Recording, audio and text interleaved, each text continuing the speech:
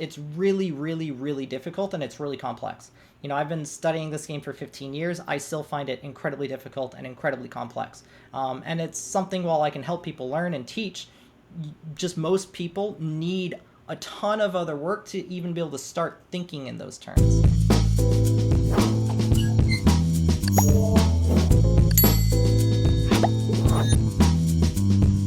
So what do you think that the high stakes players may not see that perhaps you've got, or not even necessarily when it comes to the game, but also when it comes to coaching and like what's going on at lower stakes? It doesn't have to be something super Yep. advanced in poker that I'm talking about here.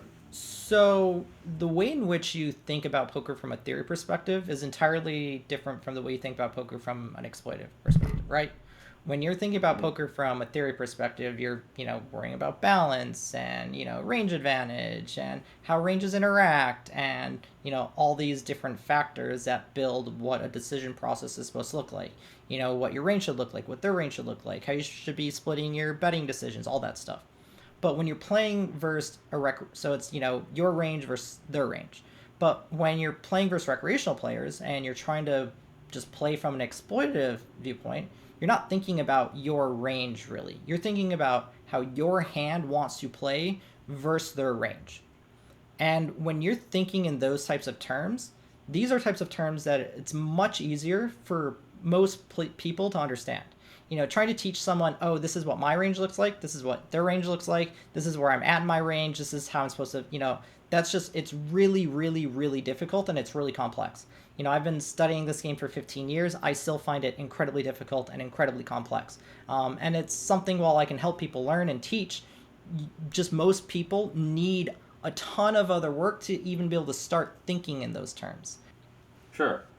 So I got a question, and this is like Yep. useful for a lot of the demographic. Is having tried a lot of things, have you done different things because just the situation evolved over the years? Would you recommend anything, any way of doing things for the players starting out, or like the struggling kind of players that are trying to make a decent amount of money, like say like upper, five figure plus type amounts? That's what I imagine a lot of people aim for, like especially in the U.S.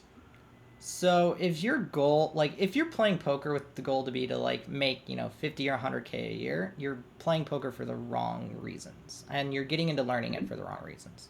Really? Um, yeah, the vast majority of people who are watching this, who are struggling in low stakes right now, they should never have a goal to be like, oh, I want to make, $30,000 next year playing.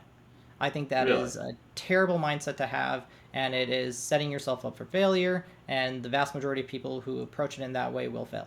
The All vast right. majority of Well, people who try to do it will just fail anyways. But especially if you approach it like that, okay. Well, how should you approach it? You think?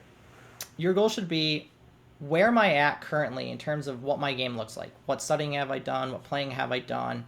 And then you can also think in terms of like, what's my bankroll, and what can I afford to play, right? Those four main things are like the Sure. main starting concerns.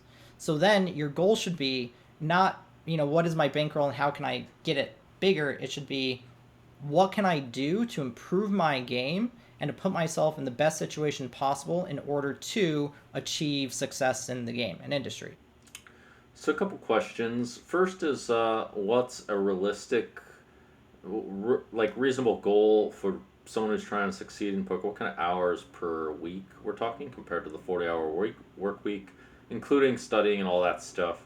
And I'm curious what like it seems like these guys decided to play because one decided that the live poker stuff was more valuable than the theory things, and Yep, they had a yep. This few. is That's what the probably what bet was happened. around. Yep, there was a huge bet Right. around it. Tons of people bet on it. Lots and lots and lots of money exchanged hands over it. It was a fun And sweat. It was really so, cool. I enjoyed it. so answer the first question that I gave you first, and then answer what I Okay. want to know is, um, what I want to know is, what's your opinion on the on this match? Like, was one person clearly better than the other, or were they just totally lacking in the opposite fields, and that's why they kind of countered each other out, or what do you think is the meaning of this result, or is there any meaning Okay. of this result? So first part. Okay, so I'm going to build an exact example, and this is actually one of the things that I did in this article as well. Let's say you are living in the city of Las Vegas, because I know it well and I know the tournament scene and schedule here very, very well. And let's say you have a $30,000 bankroll, and your goal is to be making good enough money to pay your bills and do all that type of stuff. And by bankroll, I mean $30,000 poker bankroll.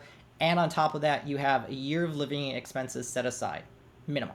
So you have 30K for poker, call it 40K set aside for a year's living Okay. expenses. So 30K working roll. This person, if they want to go from being, say, struggling in low stakes to being incredibly profitable in them, I would say at minimum, especially to guarantee themselves a profitable year, they would want to play mostly online. They would have to be playing on site like WSOP.com, Okay. Global Poker. All I right. would Cool. suggest those as the main two because they're the most trustworthy, reliable sites that you have access to. I would strongly Yeah. suggest staying away from the other options because they They're are also a less bit legal. softer, by the way. Yep, Let's much mention softer, that, and they much, cater a much, little bit much more to. softer. Yeah, that's Exactly. important. So, game selection, game selection, game selection. On top of that, while they should play some live, at a 30K bankroll, you don't really have enough money to play that much live. You could play some occasional 400s, but mostly you should be playing buy-ins 300 and under. So you really should very rarely put more than 1% of your bankroll into any given tournament if you're playing professionally. Just shouldn't really do it. And most of your I agree. online volume should actually be at $50 average buy-in or under, so 600 average buy-ins. And the main reason why I would suggest starting that low is because you need to get in volume to gain experience to become a skilled player. You can't just study a decent amount and play a little bit and expect to improve a lot. You need to play a ton and study some. So let's say this person, let's say they started January 1st and they're going to play out a full 52-week year. I would say that this person, in order to go from being a break-even-ish low-stakes player to being a very, very, very profitable low-stakes winner and a solidly profitable mid-stakes winner, they'd probably want to work 60 to 80 hours a week for the entire stretch of the 52 weeks. I think the vast majority of players would need to do that. They would need to be playing online for about, I would say, 40 to 60 hours a week. On top of that, maybe one or two live tournaments a week, if that. And then on top of that, studying another 10 hours a week minimum. Stone minimum. Okay. And by studying, I mean watching, not just doing stuff like watching training videos, getting one-on-one coaching, working with GTO study apps, using trainers, putting in tons of hours every single day. But on top of that, they also need to review their own play. So anytime they play a hand where they don't confidently know what the theory answer is, they mark it, record it, and either discuss it with friends, run it through a solver, or do a mix thereof. Every single time. And the thing is that, when you're trying to play poker professionally, you're essentially trying to be a professional athlete, quote unquote. Obviously, poker's Well, not a professional line sport. athlete, but Yeah, yeah. yeah, yeah. Yeah, exactly. And if you're trying to become a professional athlete, you're in the gym every day. You're going to practice almost every day. You're working on the outside aspects of your mind and body every single day if you want to be competitive. And if you want to be competitive in poker, even at low stakes, you need to be doing the exact same thing. The main mistakes I see most low to mid stakes players make is that they're just not studying. They're not working hard. And, my Oh, IQ okay. doesn't break the bank. And most people's IQs don't break the bank either. Yet there are a lot of incredibly skilled and incredibly intelligent people that are at the top of this industry. And not only are they going to be at a great disadvantage in, that side of things, they're also going to be in a disadvantage in that they just lack the experience. So you need to make up for that in some way. And the only way you can really do that is working harder than everyone else. Almost to the Right. point of being obsessed with it. Well, we this is a constant theme I see over. I mean, it's pretty clear. You have to be obsessed is probably the most. Both of you really want to succeed at something like pure dedication is pretty clear.